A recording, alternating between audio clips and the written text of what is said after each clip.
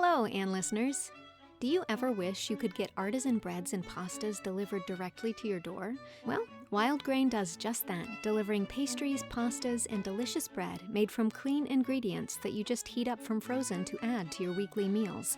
They even have gluten-free boxes available, and they're made in a gluten-free facility, so they're safe for celiacs like me. I tried out a box myself, and I loved it, especially the chocolate chip cookies. And for every membership, Wild Grain donates 4 meals to the Greater Boston Food Bank. If you'd like to give Wild Grain a try, head to the link in the description and use my code MKWILES for 10% off your first box.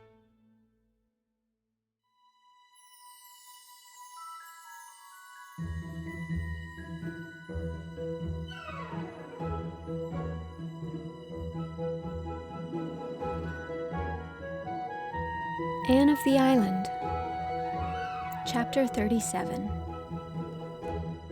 Full-Fledged BAs.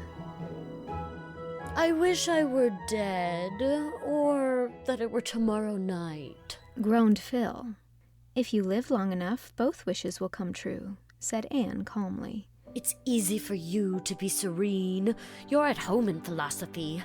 I'm not, and when I think of that horrible paper tomorrow, I quail. If I should fail in it, what would Joe say? You won't fail. How did you get on in Greek today? I don't know. Perhaps it was a good paper, and perhaps it was bad enough to make Homer turn over in his grave. I've studied and mulled over notebooks until I'm incapable of forming an opinion on anything.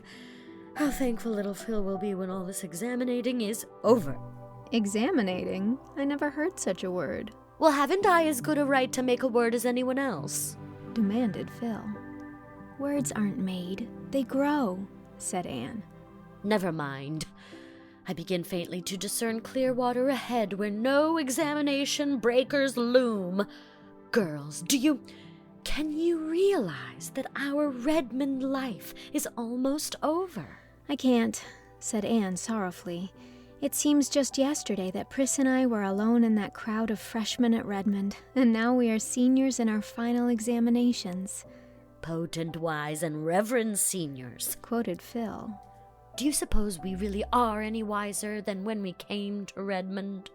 You don't act as if you were by times, said Aunt Jamesina severely. Oh, Aunt Jimsy, haven't we been pretty good girls, take us by and large, these 3 winters you've mothered us? Pleaded Phil. You've been 4 of the dearest, sweetest, goodest girls that ever went together through college, averred Aunt Jamesina, who never spoiled a compliment by misplaced economy. But I mistrust you haven't any too much sense yet. It's not to be expected, of course. Experience teaches sense. You can't learn it in a college course. You've been to college 4 years, and I never was, but I know heaps more than you do, young ladies. Have you learned anything at Redmond except dead languages and geometry and such trash? Queried Aunt Jamesina. Oh yes, I think we have, Auntie, protested Anne. We learned the truth of what Professor Woodley told us last Philomathic, said Phil. He said, humor is the spiciest condiment in the feast of existence. Laugh at your mistakes, but learn from them. Joke over your troubles, but gather strength from them, and make a jest of your difficulties, but overcome them. Isn't that worth learning, Aunt Jimsy? Yes, it is, dearie.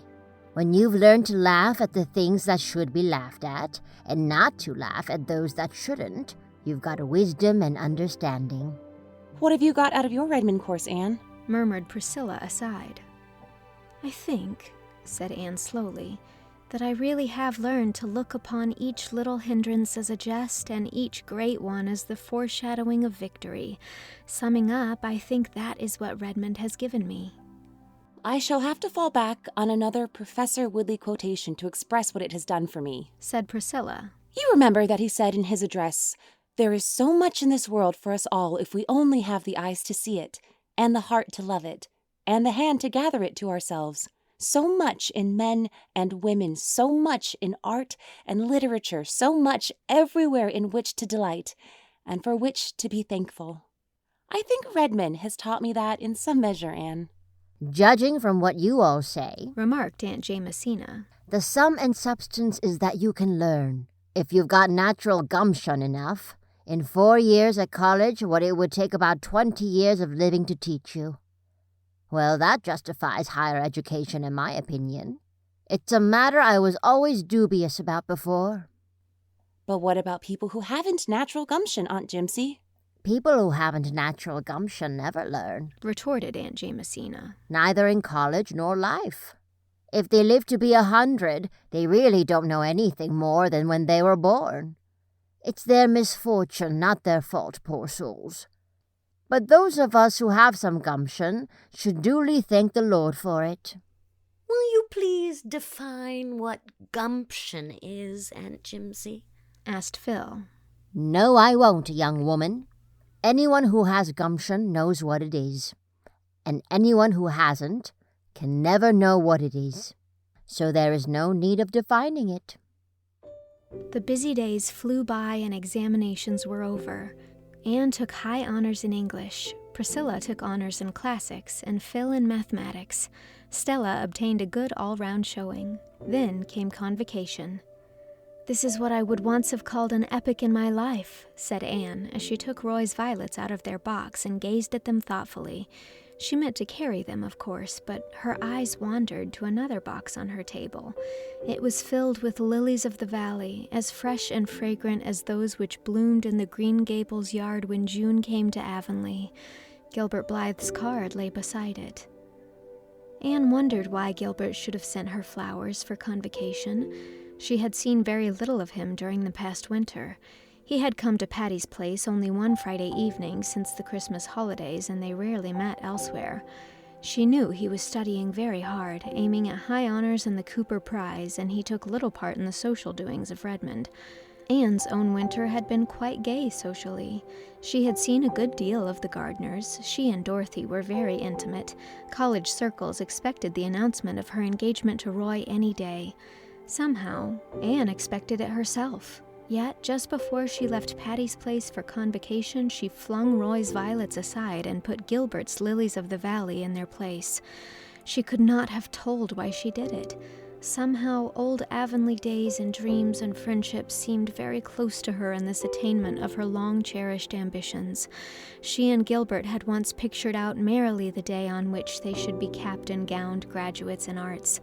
The wonderful day had come, and Roy's violets had no place in it.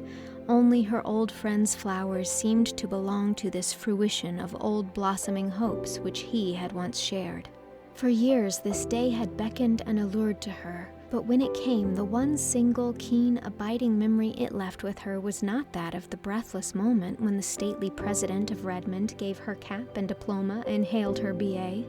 It was not of the flash in Gilbert's eyes when he saw her lilies, nor the puzzled, pained glance Roy gave her as he passed her on the platform. It was not of Aline Gardner's condescending congratulations or Dorothy's ardent, impulsive good wishes.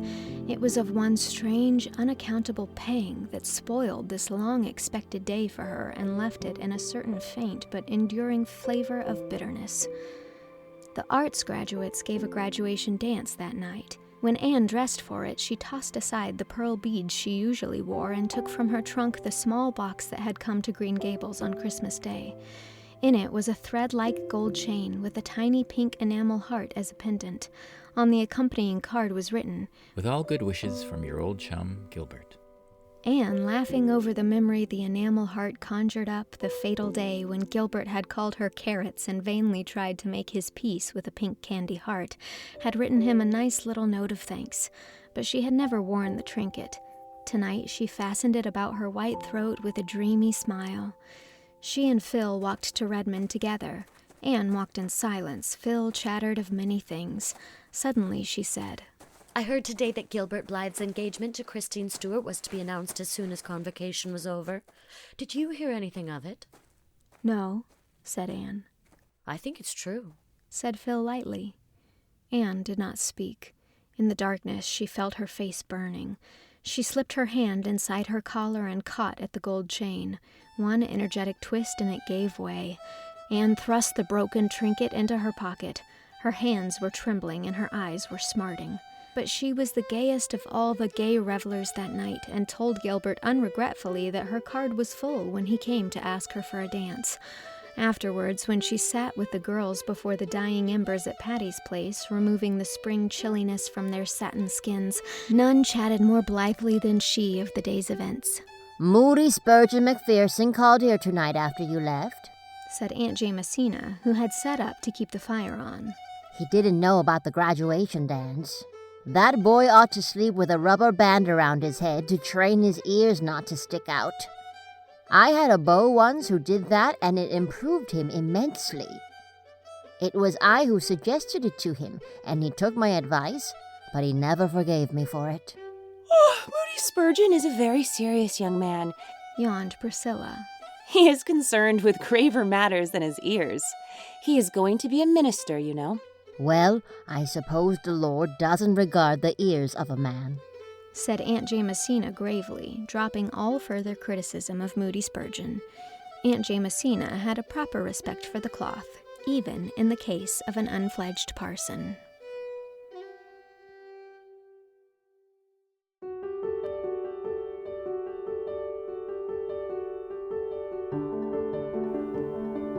That was Chapter 37 of Anne of the Island.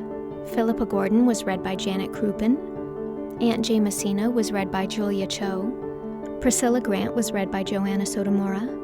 Stella Maynard was read by Laura Spencer. Gilbert Blythe was read by Sean Persaud. And Anne Shirley was read by me, Mary Kate Wiles. It is also recorded and edited by me. Special thanks to patrons Rachel Belinsky, Larissa Jones, Katie, Deborah Shapiro, and Phoebe Shaylor. Executive produced by Allie Bertz-Brown, Warren Day, Jane Leach, Xiaoxi Kuo, Lisel Perrine, and Justin Waterman. Support this project on Patreon at patreon.com/mkwiles to get access to the entire book, early episodes, ad-free episodes, and more. Thank you very much for your support. Chapter 38 will be coming soon.